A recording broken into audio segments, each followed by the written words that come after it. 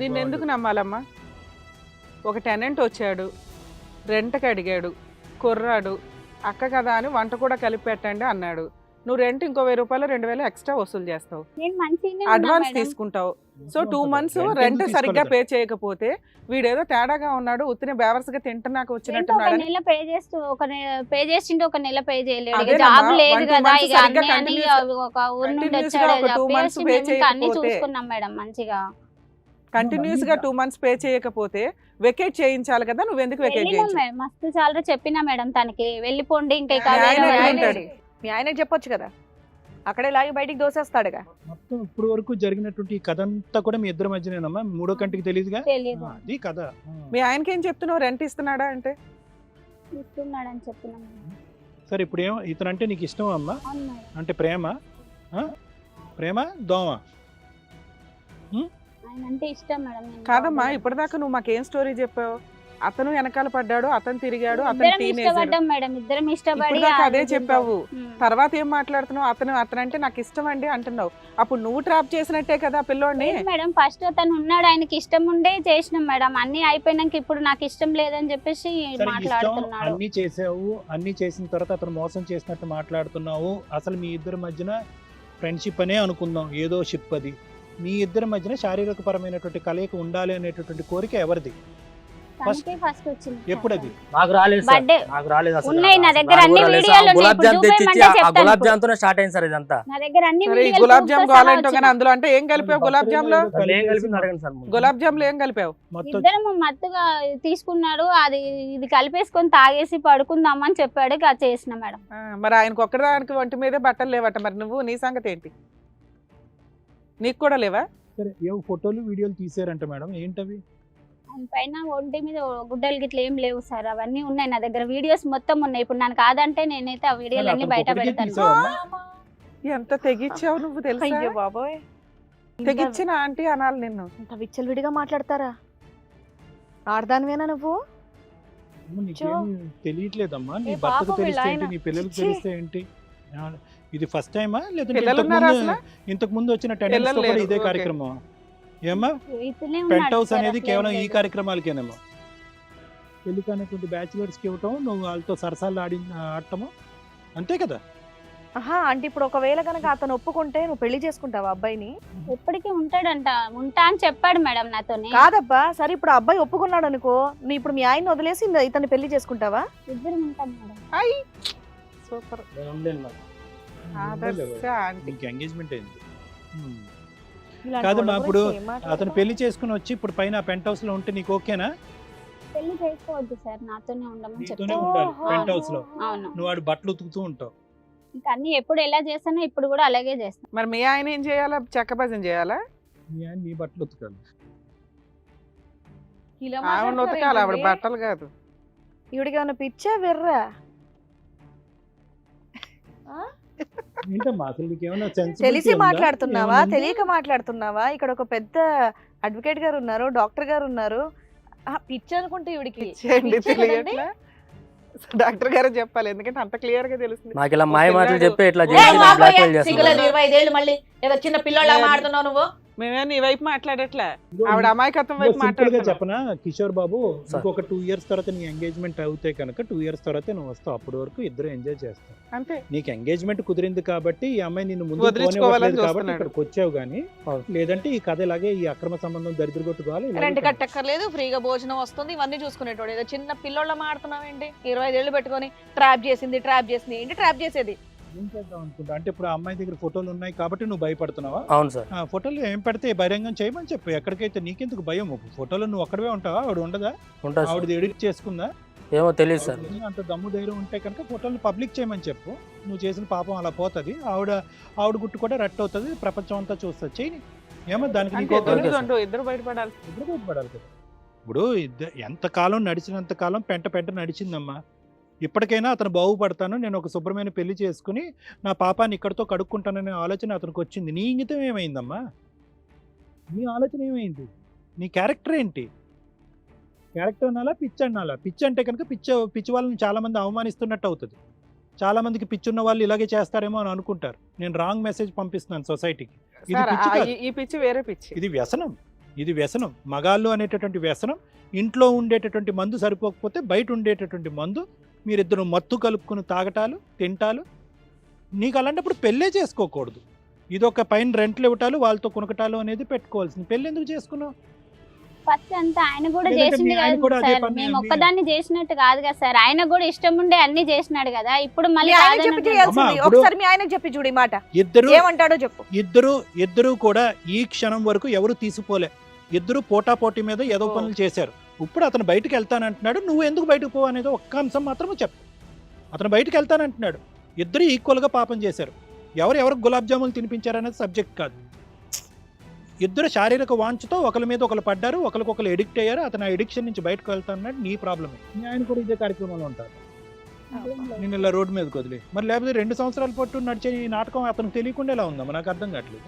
Sir చెప్పండి sir, మరి ఇప్పుడు మేడం ఇక్కడ బేసికలీ ఏంటంటే ఇక్కడ అతను ఫస్ట్ స్టోరీ వర్జన్ చెప్పాడు, ఈవిడ తర్వాత చెప్పింది కాబట్టి అతను వర్జన్ కరెక్ట్ అనో ఈవిడ రాంగ్ అనో అనుకోవటానికి ఏమీ లేదు. ఇది ఏంటంటే బేసికలీ అతని అడ్వాంటేజ్ అతను చూసుకున్నాడు. ఇక్కడ రూమ్తో పాటు ఏంటంటే బట్టలు ఉతకటం ఫ్రీ, ఫుడ్ ఫ్రీ, శారీరకపరమైనటువంటి సుఖం ఫ్రీ. ఇందాక నేను అన్నట్టుగా ఏంటంటే ఆవిడ సీక్రెట్గా వచ్చినటువంటి తత్వాన్ని, ఆవిడ మానసిక పరిస్థితిని అవనివ్వండి, ఆవిడ వ్యక్తిత్వాన్ని అతను ఫుల్గా అడ్వాంటేజ్ తీసుకున్నాడు. ఎప్పుడైతే కనుక ఇది ఇంకా కంటిన్యూ అవ్వదు, ఈ విధంగా ప్రొసీడ్ అవటం అనేది అవ్వదు అని అనుకున్నాడు. ఎప్పుడైతే కనుక ఈవిడ బాగా అతనికి అటాచ్ అయిపోయిందో, అదే కానీ ఒకసారి కలిసేటటువంటి ఆ సుఖము తర్వాత దులుపుకుని ఆవిడ దారి ఆవిడ పోయి ఉంటే కనుక ఇతను మన దగ్గరకు వచ్చి ఉండేవాడు కాదు. ఆబ్వియస్లీ ఎందుకు వస్తాడు? ఫోటోలు చూపెట్టినాయండి, ఏం చూపెట్టినాయండి, నా దారి నాది, ఆవిడ దారి ఆవిడది అన్నట్టు అనుకునే ఉంటాడు. ఇప్పుడు ఏంటంటే ఇక్కడ 2 అంశాలు. ఒకటి ఎంగేజ్మెంట్ అయ్యింది, రెండోది ఏంటంటే కనుక ఈవిడ ఇంత ఎడిక్ట్ అయిపోయి ఇంత కనెక్ట్ అయిపోద్దని అనుకోలేదు. మూడో అంశం ఏంటంటే థ్రెట్ అండ్ బ్లాక్మెయిల్. సో ఈ 3 అంశాల వల్లే ఈరోజు ఇక్కడ కిషోర్ వచ్చాడు. కానీ వాస్తవానికి కిషోర్ క్యారెక్టర్ కూడా ఇక్కడ పర్ఫెక్ట్ క్యారెక్టర్ కాదు, అందులో కూడా చాలా చండాలమైనటువంటి అంశాలు ఉన్నాయన్నది ఈ దీనికే ఉదాహరణ అనమాట. ఆవిడే 38 సంవత్సరాలు, అతనికి ఏమొచ్చి 25 సంవత్సరాలు. ఇప్పుడు నా భయం ఏమీ లేదు. ఈ మనిషి పోయి ఆ అమ్మాయిని ఎవరినో పెళ్లి చేసుకుంటే ఇప్పుడు అదే క్యారెక్టర్, ఇలాంటి క్యారెక్టర్ వాళ్ళిద్దరూ అద్దుకుండేటటువంటి చోట దొరికితే కనుక కిషోర్ కంటిన్యూ అవడా. సో ఇక్కడ కిషోర్లో కూడా ఈక్వల్ స్థాయి తప్పు ఉంది. ఇటు వచ్చి ఏంటంటే ఆ గుడ్లో ఆ చిన్న మెల్ల ఏంటంటే కనుక బయటపడాలి అని అనుకుంటున్నాడు. ఇక్కడితో ఇక్కడ కడుక్కుని వదలాలి అని అనుకుంటున్నాడు. ఇంక ఈవిడంటారా ఇది ఇప్పుడు స్ట్రాంగ్గా నా ఫీలింగ్ ఏంటంటేనండి, ఇదేమి ఈవిడికి ఫస్ట్ టైం కాదు అని చెప్పి ఈవిడ పిచ్చిది కాదు. ఈవిడికి ఏదో ఒక హైపర్ సెక్షువాలిటీ డిసార్డరో లేకపోతే విపరీతమైనటువంటి మగపిచ్చో ఉండేటటువంటి వ్యక్తిత్వం ఇది. ఇలాంటి క్యారెక్టర్స్ కూడా సమాజంలో ఉంటారు. వీళ్ళు ఏంటంటే అవతల వాళ్ళకి సేవ చేస్తున్నాం, సహాయం చేస్తున్నాం అనేటటువంటి ముసుగులో ఏంటంటే వాళ్ళకంటే చిన్న వయసు ఉండేటటువంటి యంగ్స్టర్స్తో సెక్షువల్ యాక్టివిటీ నడపాలి అనేటటువంటి తపన తత్వం ఉంటుంది. మళ్ళీ సిగ్గు లేకుండా ఆవిడ ఈరోజు ఏమని చెప్తుంది అంటే కనుక అతను నన్ను వదిలి వెళ్ళిపోతే కనుక పెళ్లి చేసుకోదు, భర్తకు విడాకులు ఇచ్చి లీగల్గా ఇద్దరు పెళ్లి చేసుకోండి అనేటువంటి ఆలోచన లేదు. కానీ అతను బయటకు వెళ్తే కనుక ఫోటోలు వీడియోస్ కూడా బయట పెడతాను, ఆ ఫోటోలు వీడియోస్లో నేనున్నా పర్లేదు, నన్ను నేను పరువు తీసుకున్నా పర్వాలేదు, కానీ అతని పరువు మాత్రం పోవాలి అనేటటువంటి విధంగా థ్రెట్ చేస్తుంది. అంటే ఆవిడ ఏ స్థాయికి దిగజారిపోయింది అన్నది మనం అర్థం చేసుకోవచ్చు. ఇక్కడ సింపుల్ లాజిక్. ఈవిడ ధైర్యం ఏంటంటే ఇక్కడ ఉండేటటువంటి ఇది కథ కాదు, జీవితంలో కేవలం మాటలు మాత్రమే వినిపిస్తాయి, మనుషులు కనిపించరు. కాబట్టి ఇక్కడ వచ్చి ఒక చెప్పేసి అతనికి బుద్ధి చెప్పేసి ఏదో విధంగా అతను ఎత్తుకుని వెళ్దాం, బ్లాక్మెయిల్ చేద్దాం అనేటువంటి ఉద్దేశంతో ఉంది. ఒకప్పుడు నిజంగా ఈవిడ మొహం పబ్లిక్ చేస్తే కనుక ఇదే దమ్ము ధైర్యంతో మాట్లాడుతుందా? భర్త ఎదుర్కొంటా భర్త అటువైపు కూర్చోపెడితే మాట్లాడేదానికి ధైర్యం ఉందా? అసలు వాస్తవానికి ఈ ఎపిసోడ్లో ఏంటంటే మనం భర్తతో కూడా కనెక్ట్ అవ్వాలి. కానీ ఇక్కడ ఏంటంటే అవన్నీ అవసరం లేదు. ఈవిడకి బాగా బుద్ధి చెప్పి గడ్డి తినిపిస్తే కనుక ఈవిడకి అర్థమవుతుంది ఈ సబ్జెక్ట్ యొక్క పరిణామాలు ఏంటి, ఇక్కడ ఈ ప్లాట్ఫామ్ మీద మనం ఎటువంటి యాక్షన్స్ తీసుకోవడానికి అవకాశాలు ఉన్నాయి అనేటటువంటిది ఆవిడకి థ్రెట్ ఇస్తే కనుక ఆవిడకి అర్థమవుతుంది. అన్నట్టుగా ఇందాక అన్నట్టుగా ఇదేం పిచ్చేమీ కాదు, ఇదేమి సైకలాజికల్ ప్రాబ్లమో, డిప్రెషనో, యాంగ్జైటీయో, ఫోబియో నేను రెగ్యులర్గా ట్రీట్మెంట్ చేసేటటువంటి కేసులు ఏమి కాదు. ఎందుకంటే అలా సైకలాజికల్ ఇష్యూస్ ఉండేటటువంటి వాళ్ళు చాలా బ్యాలెన్స్డ్గా ఉంటారు. వాళ్ళు ఏంటంటే వాళ్ళు పిచ్చి అనేటటువంటి సైకలాజికల్ ఇష్యూస్ అనేటటువంటి థాట్ ప్రాసెస్ అనేటటువంటిది ఏ లెవెల్కి వెళ్ళిపోయినా కూడా ఎథిక్స్ అనేటటువంటిది ఖచ్చితంగా కాపాడుకుంటూ ఉంటారు. నాకు ఒక భర్త ఉన్నాడు, నాకు ఒక 2 పిల్లలు ఉన్నారు, పెళ్ళి అనేటటువంటిది ఒక పవిత్రమైనటువంటి కథ, ఇక్కడ నేను ఇలా చేస్తే కనుక ఇది పాపమో పుణ్యమో అనేటటువంటి ఎథికల్ గైడ్ లైన్ అనేటటువంటిది వాళ్ళకి చాలా క్లియర్ కట్గా ఉంటుంది. Nobody loses their mental capacity to such an extent that they can unethically have sexual intimacy with other man or women. So ఇది అదేమీ కాదు, ఇది కేవలం ఏంటంటే ఇది నెంబర్ 1. నెంబర్ 2 ఏంటంటే ఇదేమి ఇదేమి ఫస్ట్ టైం ఏమి కాదు. ఇంత ఎక్స్పర్టీస్తో ఈ అమ్మాయి చేసింది అంటే కనుక ఎవరు బుట్టలో పడతారు, ఎవరు బుట్టలో పడరు అనేటటువంటి అసెస్మెంట్ ఇవిడికి బాగా తెలుసు. ఎవరైతే కనుక పెళ్ళైనటువంటి మగవాళ్ళు అయితే కనుక అక్కడ భార్యతో కనెక్షన్ ఉంటుంది కాబట్టి భార్యతో కనెక్షన్ ఉంటే కనుక ఆ కనెక్షన్ నుంచి బయటకు తీసుకొచ్చి ఇప్పుడు శారీరకపరమైనటువంటి సుఖాన్ని పొందడం కష్టం కాబట్టి ఆ రూమ్ కూడా బ్యాచిలర్స్కే ఇవ్వటం. సో ఈ భర్త ఏమనుకుంటున్నాడంటే కనుక కేవలం ఏదో వండి పెడుతుంది.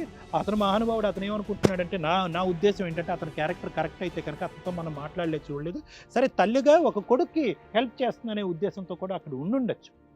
పిల్లలు కూడా ఏమనుకుంటారంటే కనుక ఒక అన్నయ్య వచ్చి రూమ్లో ఉంటున్నాడు కాబట్టి అమ్మ వెళ్ళి వాళ్ళకి సేవ చేస్తుంది అనేటటువంటి ఉద్దేశంతో పిల్లలు ఉండొచ్చు.